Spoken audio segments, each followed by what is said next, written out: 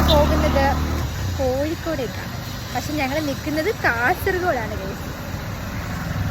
ഞങ്ങൾ കാസർഗോഡ് എത്തിയത് എങ്ങനെയാണെന്ന് വെച്ചാൽ അതൊരു വലിയ സ്റ്റോറിയാണ് ഗൈസ്. എക്സാമിന് പോവാൻ പോയ പിള്ളേർ. പക്ഷെ ഞങ്ങൾ എങ്ങനെ കാസർഗോഡ് എത്തിപ്പറ്റി, എങ്ങനെ എത്തി?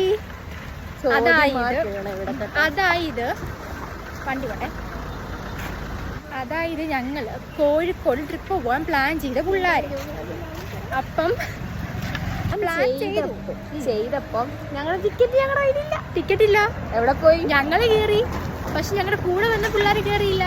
അപ്പം ഞങ്ങൾ നെക്സ്റ്റ് കാസർഗോഡ് സ്റ്റോപ്പ്, ഞങ്ങൾ അവിടെ ഇറങ്ങി. ഇനിയിപ്പോൾ അവർ വരുന്നു, നമ്മൾ കയറി പോകുന്നു. അപ്പോൾ 2 മണിക്കൂർ നമ്മളിവിടെ പോസ്റ്റ് അടിച്ച് 2 മണിക്കൂർ വിളിക്കാം.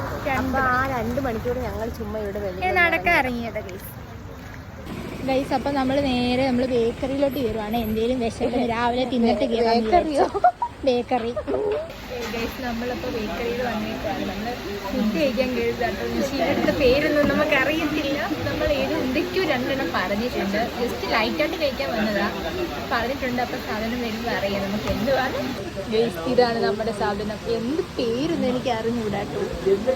ഞങ്ങൾ കണ്ടു, ഞങ്ങൾ പറഞ്ഞു. ഇങ്ങനെയൊക്കെയല്ലേ ഓരോന്ന് എക്സ്പ്ലോർ ചെയ്യുന്നേ. നോക്കാം ഗൈസ്. അപ്പം നമുക്ക് ടേസ്റ്റ് ചെയ്ത് നോക്കാവേ.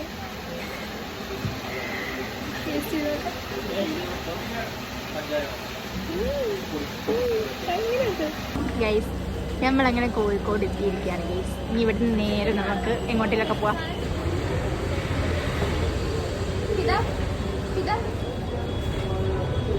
ഞങ്ങൾ നേരെ SM സ്ട്രീറ്റിലേക്ക് പോവാണ് ഗൈസ്. SM street guys. നമ്മൾ SM സ്ട്രീറ്റിൽ കൂടെ ഇങ്ങനെ നടക്കുകയാണ് ഗൈസ്. ഇപ്പം നല്ല ഇരുട്ടായിട്ടുണ്ട് ഗൈസ്. നമുക്ക് ട്രെയിൻ മിസ്സായില്ല.